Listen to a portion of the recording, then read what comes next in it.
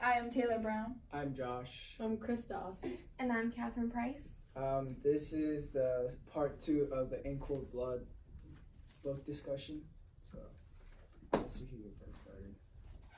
Alright, so I think that we should initially start out with the response to the murder, because I think that towards the end of the first part, that's one of the most prominent things and shocks to our emotion that we see. Mm-hmm. So, one thing that we do see that I'm just going to mention is that the people in the town, once this happens, they become paranoid, and I think that Truman Capote does do a really good job with instilling the fear and like paranoia in both the reader and in the other inhabitants of the place. And one specific example that does contribute to that is the locks and bolts statement from the hardware stores, how they were at a shortage of those. They were selling out of those because they have that general paranoia. So this is due to the murder and the persona of the family that was murdered, that they were the least likely to be murdered, they were the most liked, etc. Yes. I think that's why people lost trust in the whole town actually. People were not trusting each other, like it said in the book. They had their lights on all throughout the night, and the bolts, they were selling out really quick because they were very scared of each other. So I think the whole town, the initial response to this all is just panic, straight up panic, because they think the murderer is one of them and they don't trust anyone, and the whole town is a mess due to the clutters. And I feel like it was also easy for the murderers to cause a shock to the whole town because it's such a small town, it's in the middle of nowhere, Kansas type of thing. So it's it's easy for one major event to cause an entire panic. Also the part that got them more panic is when the detectives, the KBI, when they try to try to find a lead or a suspect, they couldn't really do it because nobody really had a motive. Because we know that Dick and Perry, they just killed the clutters without any motive, right? That's why it was hard for them to track down, and that's why the whole town was oh, the killer had no motive, they just killed people. I think that's what caused the panic.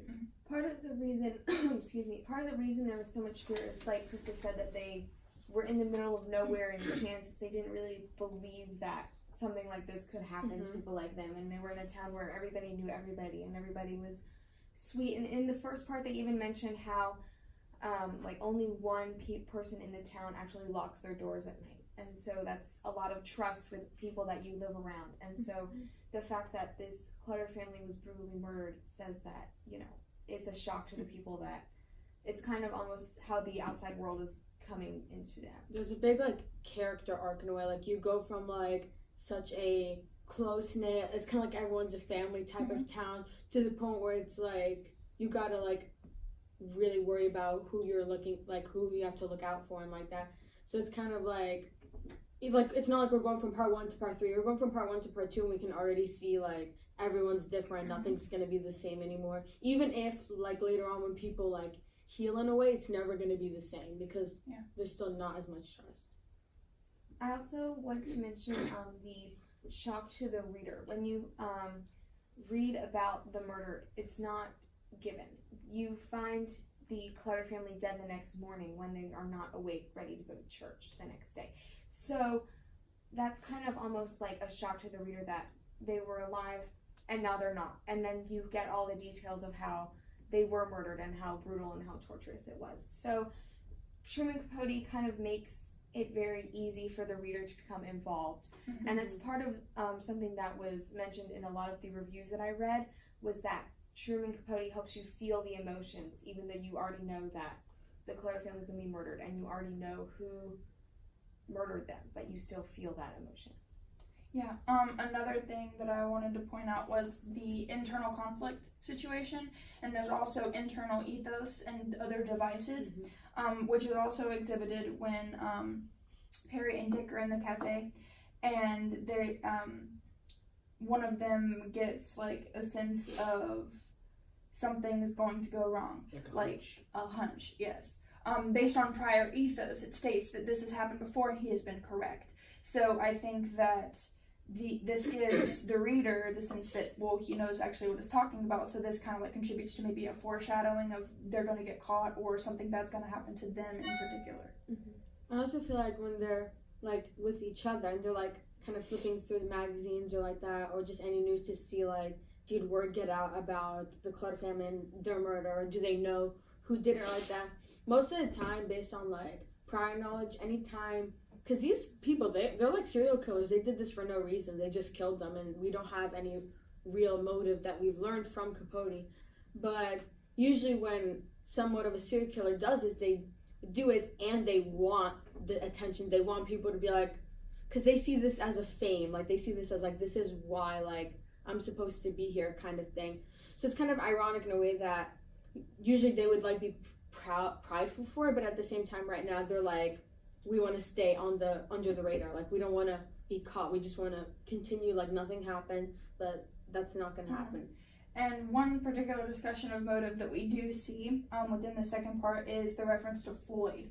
And we see earlier on in their lifetime, Floyd was Perry's cellmate in prison. And then whenever Perry gets out and then Dick is in the same situation and they're cellmates, Floyd is the one with the prior connection to the Clutter family, and he discusses the bad blood that they have between each other.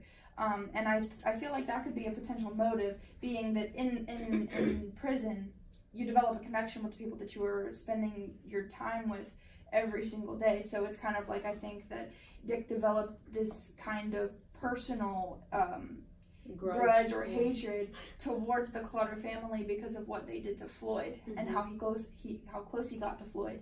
So then that became the motive, and then whenever Dick discussed it with Perry, since Perry was easily influenced, that's one of the motive points. I think Floyd also answers a question that the reader might have when they're reading this, as to, you know, if there isn't a motive, why was the Clutter family picked? Why not another family in Holcomb, Kansas? Why not another family in the entire United States? So I think Floyd kind of gives the reader a reason as to why the Clutter family was singled out. And I feel like Capote doesn't, because it wouldn't be like, I know this is like about like a murder case, and it's not something we need to be like intrigued in per se, because like people actually died, like this actually happened. But I feel like Capote is also trying to make this like, while it's nonfiction, he's also trying to, like, what's the word I'm looking for? Editorialize it in a way, because he's trying to like make us want to know more. Like, okay, well, why did they do it? So maybe Floyd is the connection, so readers can be like, okay, maybe this is one reason, and then maybe throughout the book, Capote might hint to more reasons maybe why they did this, or why it was the Clutter specifically. So it's kind of like Floyd is like the first like bullet point in a way. And to kind of relate to one other particular event that we see in this second part is the Clutter family funeral. And you see a great deal of pathos device being used, especially since, you know, the other family members of the Clutter family that were not in that house, and like the brother of Mr. Clutter, and all of those people are present, and it shows how this deeply like hit them, obviously, because they're family. So this is the pathos where, as a reader, we've developed such a connection to the Clutter family and the loss of them, that we feel this kind of the same feelings that the family feels. And even the KBI investigation, they go to the funeral and they kind of question it, and it's very hard to imagine, like in a lot of criminal shows and stuff like this, that we see the crying outbreak and stuff like that occurs. So I think the funeral also, you know, as Taylor said, we built this attachment to this family and everything, so it almost gives the reader a kind of close to the Cutter family. As we move from one part to another, we move from getting to know the Clutter family and getting to, you know, build a connection with them. We kind of move on from that and into the investigation, and move into the part where we sort of move to following Dick and Perry, and less of Dick and Perry and the Clutter family, watching them become closer and closer. Now we watch the investigation become closer and closer to Dick and Perry. And like you said, with the investigation, the end of the investigation, we see and experience a lot of dramatic irony, because we already know who did it, and we already know that these certain leads that the KBI is on, Detective Dewey and other sorts, is incorrect, because we already know that the plotting and all of the planning that it took for these two particular murderers to carry out this heinous act. I feel like it's one of those moments where it's kind of like when you're watching a show on TV and it's like you're just kind of like yelling at the screen like it's right there, like the answer's right there, but that's only because we know it, but like the people in the scenario don't. And I also feel like from our previous discussion, we kind of are hitting some accurate points about when we talked about what do we expect from part 2 and so forth, about how like it would be now more toward following Dick and Perry and like focusing on that dramatic irony. So I do feel like we kind of flowed into that aspect, like we were correct about where the rest of the book is gonna go.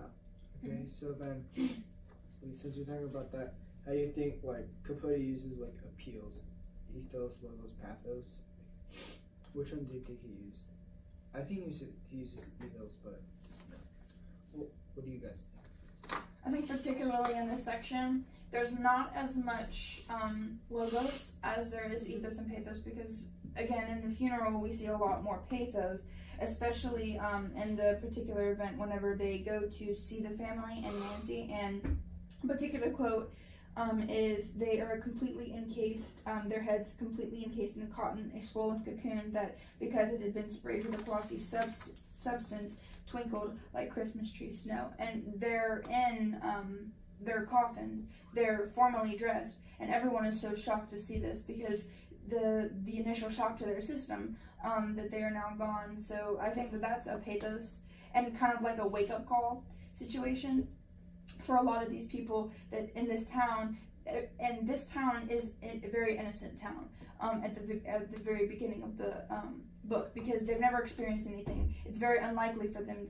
to experience anything because no one there ever does anything wrong, and it's kind of like everyone has this persona of they've never, but and then in the ethos is seen in the plot parallel of Dick and Perry, with a lot of the fact that they've been through a lot of stuff, and they are a lot through this section we begin to see a lot of examples of the psychotic tendencies of both of these people, that they did this without any sort of conscious feel, and there's not very much regret at all.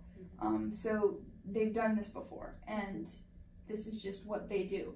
I feel like Dick and Perry's like, because like whenever something happens, just in general, it's like you always want the evidence, like what's the support for this or like that. So I feel like for Dick and Perry, maybe it has the connection to the motive. So I feel like their motive, which we don't know, is their like ethical backup for what they did. So maybe like we're gonna learn more about their like ethical reasonings for this as the book continues. Like the first point was with Floyd and about how Floyd was connected to the Clutter family. So I feel like that's like part of like their reason, like this is why we did this. So it's just like I feel like the motive and the ethos appeal for Dick and Perry are like intertwined. Mm-hmm.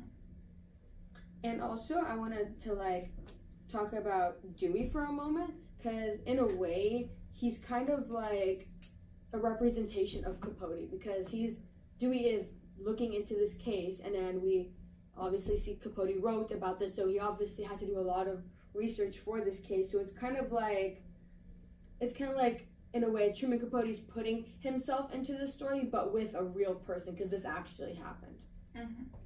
So it's kind of like an ironic situation where if you know any prior knowledge about Truman Capote, then you kind of see that he's putting himself, like you said, into the story. So he shows that obviously he has a connection to this topic because he wrote it. But you also see him trying to put him in a connection with a particular plot. Mm-hmm. So, and he's trying to kind of like, because Dewey seems to be the one who knows certain, and he discovers certain things because he's an investigator. So he's the one that kind of seems to uncover the most. So it's kind of ironic in the sense that you see Truman Capote, he already knows what's going to happen because he wrote the book. So then you see Dewey with the irony in the sense that he's like getting closer and closer to finding the people who murdered Thomas. And when when Truman Capote writes this, I'm sure, he started off with the idea that he wanted to write this, but as he digs deeper and deeper into the story, I'm sure he found things that, you know, he didn't know before, and things that surprised him, which is just like an investigator. You go in knowing what you need to find, but you find so many other things along the way. And when like looking, like researching about like this part in particular, I was seeing like I found like a lot about how Dewey was connected to Capote. So I was saying like he loses himself in the case to the point where he can't sleep, which is just like an investigator. Like if you are really into your case and into what you're looking for, like you're not gonna stop till you figure out what had happened. So it's kind of like you can see. I'm sure that we'll see this happen to Dewey, as in that Capote went through a lot of psychological damage investigating this, and I mean, who could blame him? He's digging into a murder case from these two serial killers who had no reason in our opinions at least to do this. So it's kind of like we can maybe see coming forward Dewey's psychological stress in correlation to Capote's when he was writing this. I think like what makes the book so great is that like not the fact that the Clares were killed, but like you already know who killed them, you know, Dick and Barry, who murdered her, Bonnie, and their two teenage children. But like the thing that Capote manages to do very well is like even though we know the ending to the story, he still manages to like grip us on like it's still like suspense. Yeah, suspense. Yeah, it's still gripping even though you know the end. So that's what I'm trying to say. Yeah, and another thing that we also see is the further relationship between Dick and Perry. In the beginning, we see an extreme closeness, as if we feel that they've known each other for forever. And then another thing, whenever they're like following the murder, whenever they're like on the run, Mexico City, all of that, and they're in the hotel rooms, Perry realizes certain things about Dick and vice versa about how he cannot manage money, and they're still discovering certain things about each other that they didn't really know ahead of time. And I think that was kind of a shock to me, because I felt like they already knew each other so well, but then you come to realize that really they didn't, and that actual connection between the two is Floyd. So yes, I thought like did it say they were friends like for a long time? Yes. All right, never mind. The connection between Dick and Perry, when we first introduced to them in the first part, we see them as very close. You know, you have to, I feel as though you almost have to if you're going to go murder some people together. But later in the first part, towards the end, we kind of are revealed something about Dick, that he's using Perry because he knows that Perry is easily influenced. And so Dick is using him almost as manipulation, means to an end. So Dick is going to get what he wants from this, and then almost leaves the impression that he's going to leave Perry. I feel like they're both gonna be the cause to their demise in a way, because like it reveals things about Dick, like how he's bad with money, and then how there are things about Perry that Dick didn't know. So I feel like, and it's also kind of one of those like what moments when we figure out that there are things that they didn't know about them, because like you said, if they're gonna go into something as extreme as a murder together, you would think like they'd be close, they'd have each other's backs and like that. But then as we see that it's almost as if they're just using each other, but they both don't know that they're doing it to each other. I feel like that's what's gonna cause them maybe to either get caught or just get in a really bad situation. I mean, I feel like that itself is like foreshadow, because they're like using them one another. So like I guess they're like expressing foreshadowing, because like you know they're gonna get caught, and that's the reason. And that's when Capote's talking about them, like, you know, finding out, like just now finding out about, you know, certain qualities that they didn't know in their long-time friendship, and like they're not, you know, on the same page basically. So yeah, and maybe they won't get caught, but something's gonna, I feel like we all can agree that either they'll get caught or something's gonna happen to them, but I don't think it's gonna end up well for them, because even though they achieved their goal, like this is what they wanted to kill the Claude family and just go on, but I just feel like, because sometimes it's not as simple as just getting caught or like that, because sometimes, you know, you're on the run and the police are chasing your tail, so it's like, I don't know, I feel like, in my opinion, I don't think they're gonna get caught. I just feel like they're gonna be they're gonna be close to getting caught, but then something's gonna happen to them. and we know like this is based off of real life story, True. like true account. So like, I mean, I don't know, like we haven't even gone to the end. Capote might have wrote something else, but I think like they are gonna get caught because this is a story based on what already happened. So we kind of already know. Like I said before, Capote's like gripping. Like even though we know the ending, he's like we're still gripped to the story. So I think they're gonna get caught, but that's gonna be the reason why they get caught. Yeah, and another thing that you see with Perry, particularly, is that he is kind of the weaker of the two. And I think that you can kind of see that with how he was so easily influenced and it kind of like got him into this, even from the very first scene that's developed in the bar. So there's revealed a connection between him and his sister.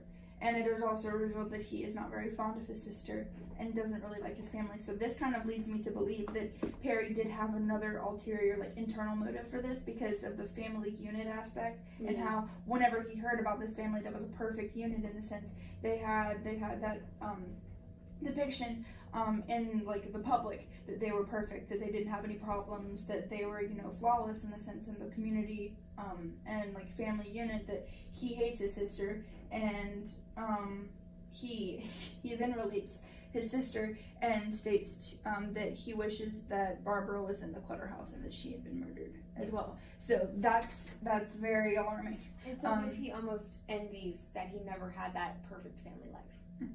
And that he's kind of projecting that feeling onto the Clutter family in a sense. And that's also another like exhibits the psychotic tendencies and the motives. So I think we're just gonna start getting a list of like reasons as we like discover more about them. Cause like in the beginning we thought that they were just like pals who probably like maybe they went to jail together or like they've been through things together.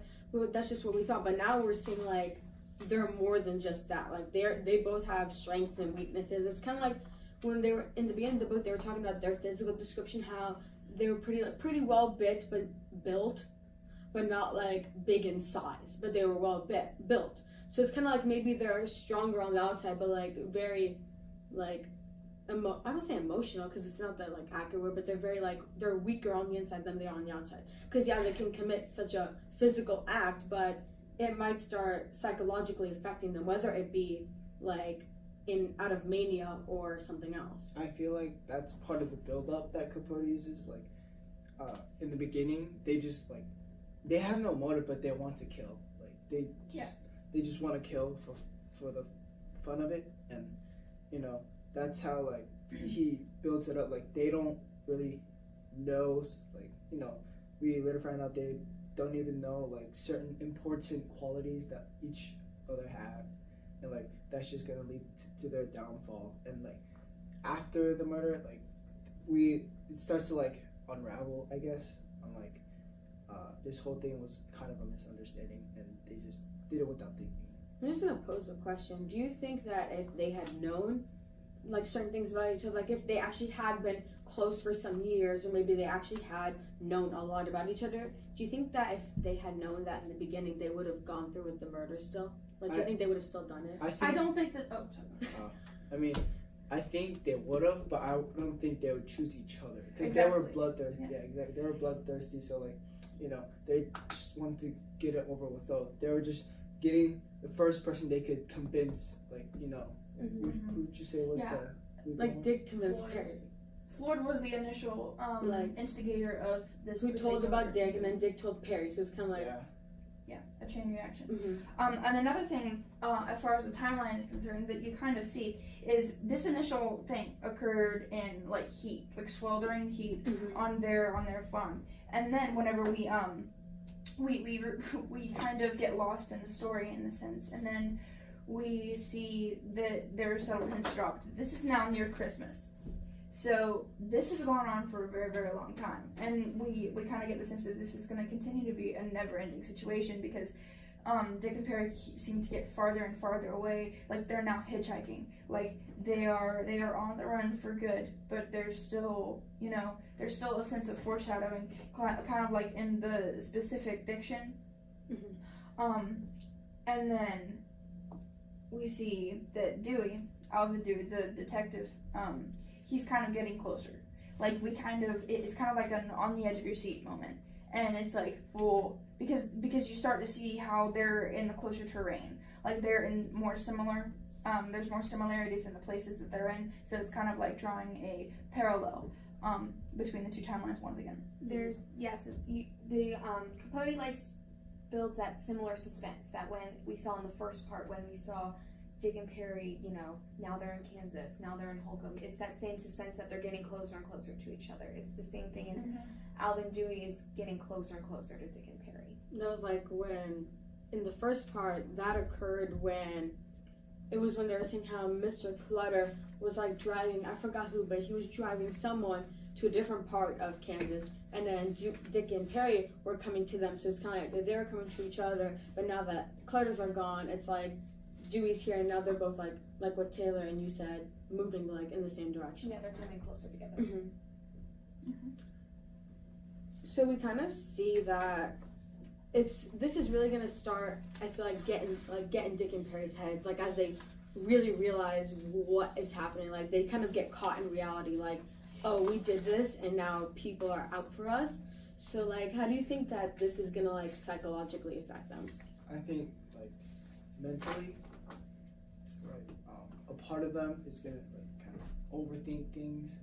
They like in the beginning they didn't like think through it, but now they're like thinking, and they're like, it's gonna mentally like mess with them. They're gonna get paranoid, and to be honest, like I haven't read that far into the book, but like I think that's what's gonna like get them caught. They're like kind of paranoid to the fact where like they get suspicious, and when they get suspicious, they do something wrong, which leads to them like accidentally confessing or.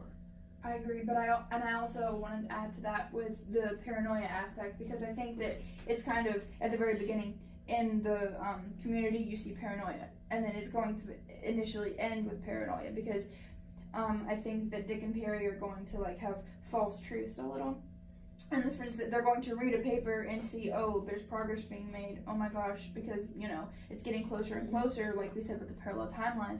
So I think that initial, they're going to become paranoid, and then something is going to happen and do that. Yeah, the thing is, like, there could be an alternative way. It could be the opposite, where they don't care, like they're like, okay, it's just a simple murder. They in their mind it's like, okay, it's whatever. But that's gonna lead them to like slack and get caught. It's either the lackadaisical nonchalantness. I mean, but it could be either one of two. But it's either they're very paranoid or they just don't care. Capote leaves a lot of room for interpretation from us. Like, how do we see it ending? I think a lot of how they're gonna react is gonna be very dependent on their personality, and how we see how Perry is much more of the submissive in the partnership, and Dick is very dominant. So if he's Dick is very confident in himself. So if anyone was to be nonchalant and it would not care if he got caught, it would be Dick. But I feel as though Perry would be the one to worry and become paranoid, and that the heat is coming down on them. So maybe there is a chance that both could happen, but either way, they're gonna get caught, because one way or the other, they're like, they don't think like regularly, you know what I mean? Yeah, psychotic. They're psychotic. Yeah, that's what I meant. But like, I know we keep saying like they'll get caught, but like, I don't deny. I feel like what's gonna happen is like Dewey's gonna get really close, like, or maybe he'll even find out it was them. But again, from prior knowledge, people like serial killers, when they get, especially maybe, I think if this is gonna happen, it's gonna be to Perry, because he's like the submissive, weaker link type of person. I feel like, because a lot of the times, it's unfortunate to say, but like a lot of the times with serial killers, when they realize like this, like reality's caught up with them and that they did something really bad, sometimes they kind of just kick the bucket right there. Like they're like, I'd rather die than be caught by the police, kind of thing. And it's a really unfortunate thing to think about. But I mean, you got to understand, like, in my opinion, just from killing these people, they're already like upset in the head. So it's kind of like, it's going to carry with them, and either they might just kick the bucket there or they'll get caught. But there's a lot of room for interpretation. Yeah, I feel like that's one of the main reasons in this plot situation why this book has such a reputation, because it leaves so much open for interpretation by the reader that the the constant feeling is you're on the edge of your seat. You're thinking one thing this minute, and then the next page or two, you're thinking a whole completely different thought. Mm-hmm. He leaves a lot of guessing room in that you don't know. You know what's going to happen, but you also don't, because you know the end result, but you don't know the journey of how it gets there. So I feel like we kind of have a general interpretation, but I know this is like a really cheesy segue, but the reviews, like we had to like find out what other professionals thought about this book, and while they have read the whole thing, we haven't, but I feel like their thoughts are still relevant, so we can kind of, I think, touch on this a little bit. And in one review that I saw from NPR, the person that had wrote the review, Mandy Weiner, I believe is how you pronounce it, she starts off by comparing the book to the trial of O.J. Simpson. And I don't want to get into the debate about did he do it or not, but she compares that, and she says the crime in question is that doubt of amputee and superstar Oscar Pistorius who Sean killed his model girlfriend. So it's kind of saying she's connecting multiple different murders or alleged murders to the murder in cold blood, and she talks about how Capote is paralleling his storyline to how other murders happened. So it's kind of like, yeah, Capote picked this one, but it could have the same story could have been told for these murders as well. Mm-hmm. And I think a lot of the reviews that we've seen, this particular, I don't want to say plot, but like the general topic of this book is kind of textbook. But the way in which Capote brings about this story is very, very different. And in one of the reviews that I read, it was the New York Times by Elliot Fremont Smith.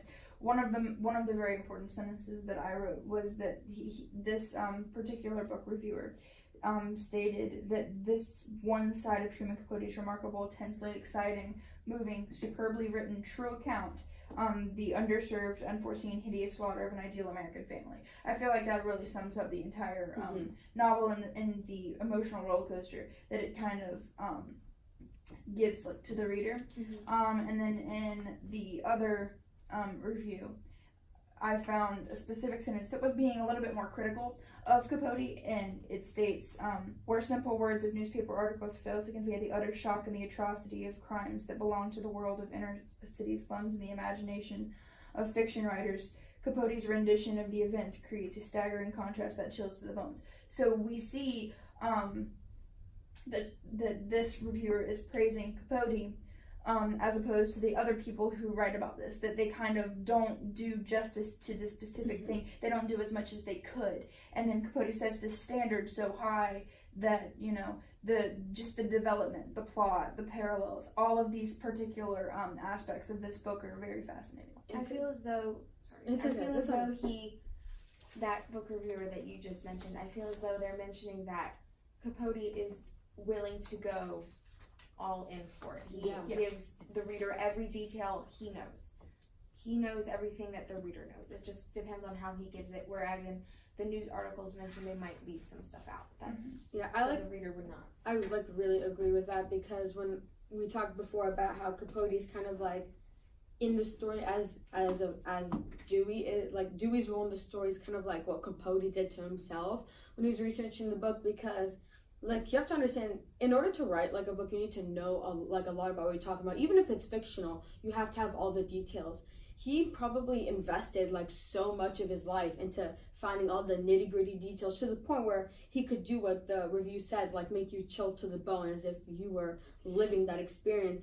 And as I like read, it said he loses himself in the case to the point he can't sleep. The same thing with Capote, who felt psychologically damaged after completing the book. One is reminded of Dewey's wife's question about whether his life will ever be normal again. So it's kind of like that correlation to Dewey is the same thing to Capote. Like if writing this book is gonna leave a scar on Capote, like yes, he did something he wrote it very successfully, but like what, I don't know how to word this, but is it gonna leave a scar on him? Yeah. Because he basically just read into this like nice American family who got killed in cold blood. Oh, and that was not on purpose.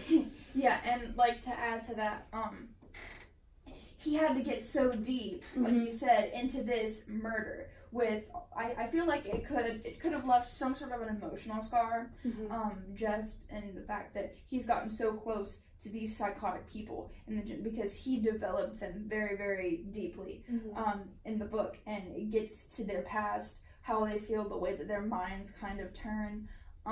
So I feel like in the sense it kind of could have messed with his psyche just a little bit, because I feel like he got so close to this situation that I don't think anyone could really be the same after that. It's very traumatic to know that, you know, even in a society, that there are people out there that would do this. People that would do this, you know, without even worrying about it, without even thinking about it. I think that's why most of the reviews that we all have, the one thing that has every one of these have in common is that it's like kind of praising, you know, Capote for his work.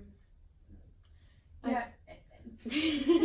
None of the reviews that I read, because I read a few more other than these two, and none of them that I read were extremely critical of Capote. Like, some were like, yes, he could have done this or this better, but a lot of them were praising of how he developed such a story.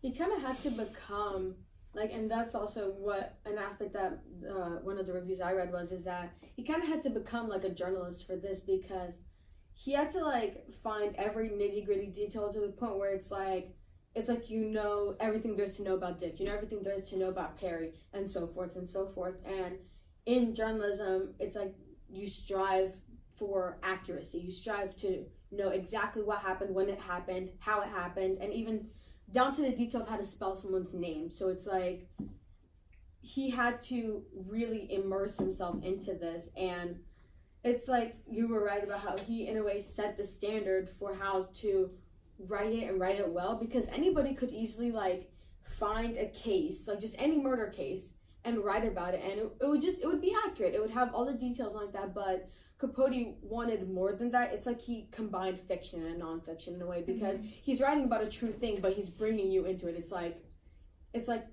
you're watching the story happen as if it's a movie. But True captivation. Yeah. Yes, he could have easily taken the route of making this very informational, just giving us all the facts of how this happened, why this happened. And it probably wouldn't have been this long, too.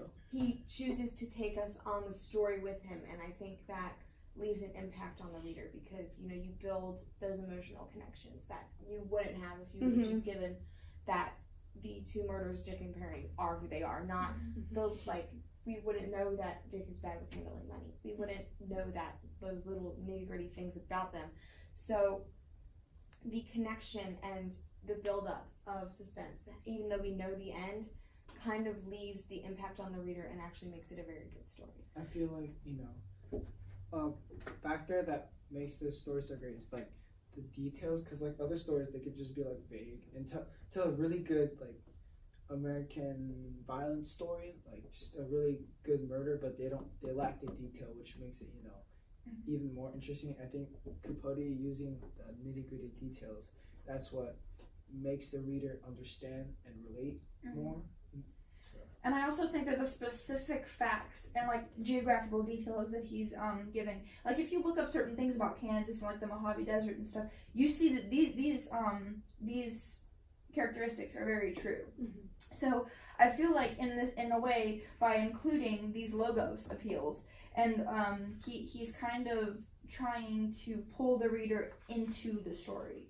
You know, like you've mentioned, he's pulling the reader in so that they feel so connected that their heart drops and their emotions, it's like a roller coaster, and they rise and fall along with everyone else in the story.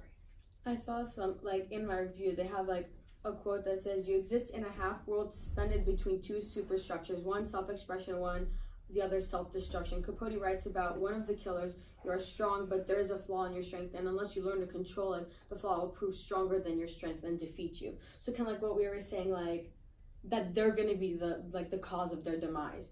And kind of like saying that this review said that I think we could all agree with is that he could have been writing about any murder case. He could have been writing about Oscar Pistorius, or he could have been writing of the killing of Reva Steenkamp, or just any accident for that matter. But the way he wrote it, it's like you can't match it to other things I've read, because I could easily Google like Clutter family murder, go on Wikipedia and find what happened, because this is a true thing, and I'd probably get something that's like this long. like up to here. But because he's putting us into this, it's more than just that. It's a story. Yeah, I feel like I like this kind of conveyance a little bit better than normally, because we're not really, it's not the time constraint, it's the feeling and the experience that you're getting from hearing about this particular murder. And I think another thing that kind of heightens the experience is the fact that it's not one particular person that's being murdered, it's the whole family. Mm-hmm. It's the whole family target. And just to kind of like recap with the motive, this motive is of the family unit. It's envy of the family unit as a whole. The Clutter family, Mr. Clutter, Bonnie, Nancy, everyone. So I feel like it kind of, since we've developed a connection to each and every one of them, we know secrets that no one else knows in the community about each one of these family members, like Nancy and her relationship with her boyfriend, or the prior psychotic, like mental issues that Bonnie, the Clutter, Henry's, Clutter. yes, Mrs. Clutter, has endured over the years, and how she's kind of recovering, and also the earlier loss of their daughter, which is the room that Miss Clutter sleeps in. You kind of see that they've experienced this loss, but they're kind of trying to cover all of their scars up, you know, to try and be perfect. But I feel like regardless, these two murderers would have done it, even if they knew that this family was not perfect, just because of the envy that they carry for the family. We see the we see that in Perry's very strong dislike of his sister. You know that he, even though the Clutter family is not perfect, you know, they have a home in each other that they can go to for support, for love. But Perry never had that. Even though the family is not perfect, I'm sure he would wish that he just had one. Yeah, and I also feel like the relationship between Dick and Perry, I feel like both of them, even though they're not the fondest of each other, they have developed a certain connection where they feel like they're each other's family.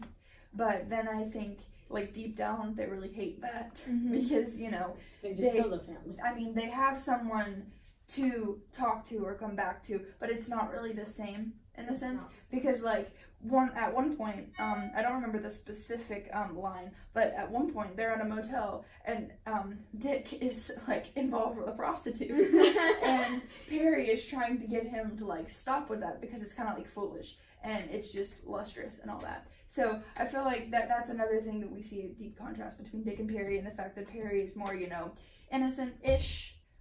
Obviously they're not innocent because they murdered a family, but I think that Dick is more of the instigator and kind of like the manipulator in the relationship, because Perry, I don't think he really, I mean, he understands what he's done and he has deep hatred for his family and Barbara, his sister, and all of that, but I really feel like Dick is the driving force, because I think Dick developed a bit of a closer relationship to Floyd in general, and like Perry got out first, and their common connection is that they were cellmates with Floyd. So I think, like you said, that Dick is going to be much more of the instigator, and we see that throughout the book when we almost see Dick bossing Perry around. You know, he comes up with the plan. He's always driving. He's always taking charge of what they're doing. Like, okay, now we're going to go get stockings from the hospital, and let's quickly mention before we wrap it up that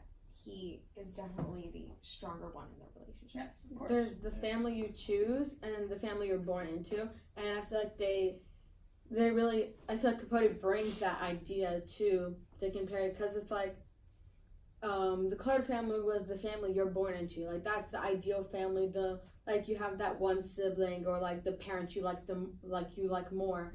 So it's like just that common everyday American family. So that's the family you choose, like, not you choose, the family you're born into. And then Dick and Perry is like the family you choose, because even though they didn't have the one they're born into, they've in a way chose each other to have each other's back. But at the same time, I feel like that's a bit dysfunctional. It's dysfunctional, and I feel like because there's things that they didn't figure out about each other, it's not gonna last as much as they would maybe hope for. Yeah, it's in a way kind of like a blind friendship, because they're close, but they don't really know like the deepest, darkest secrets of because like in the end of the second part, Dick is still blind to the fact that Perry has problems.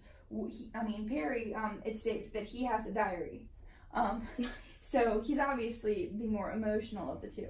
So, like, whenever they're and that is whenever we see a deep contrast, which is whenever we discovered that when Perry picks up the notebook and we as a reader discover that is his diary, that is minutes if not hours. Like that's an hour before Perry walks in on Dick with his problem. So I feel like that's the extreme contrast, because Perry is more in touch with his emotions, and I feel like he's a bit more, feminine. In the sense, because the way that they address each other, it's as if they are like together. Because like whenever they're getting in the car and stuff, it's like a deep connection, which is kind of like why it's such a shock whenever we see that they don't know a lot about each other. Whenever in retrospect, whenever we see what they do know and the crucial parts that they don't really know about each other, like they never really took the time to really get to know each other emotionally. And that's going to lead to their, as Christa said, is their demise, because they're not going to, if there's that separation, they don't feel as though they're that close anymore. There's, almost a lack of trust. It could lead to possibly selling each other out. Yeah, exactly. Like, I was thinking that, they both have, like, in a way, beef on each other. Because, like, I know you did this and I did this. Like, yeah, it's gonna, because kind of like with, like, and again, me with the prior knowledge, but a lot of the time it's whenever there's like a murder case and like one person might have been involved, it's like whoever cooperates more gets the better end of the stick. So one could easily sell the other out. Yeah, I feel like if enough emotional pressure and motive is applied to either one of the two, because I feel like Dick doesn't really value Perry. So if it comes to him or if it comes to himself or Perry, I feel like he would sell Perry out in an instant because he's so proud of himself. Definitely. And he doesn't want to take the fall. But then again, also Perry says, well, hey, I wasn't the primary instigator of this. He deserves to be punished more than I do. So then he sells him out. So I feel like either way that. Even though they're both guilty, I feel like either way it could go either way. I definitely feel that if they're given the choice between themselves or the other, they don't have that strong connection to each other, so they'll definitely choose themselves. Yeah. There's, I think, 3 options of what's gonna happen. Either Dewey's gonna like catch them, they're gonna sell each other out, or one of them or both might just kick the bucket. I think there's like a lot of room for what's gonna happen, but Capote leaves room for that, so that's right. Of course. So I think that concludes our visual discussion of part 2 of In Cold Blood by Truman Capote.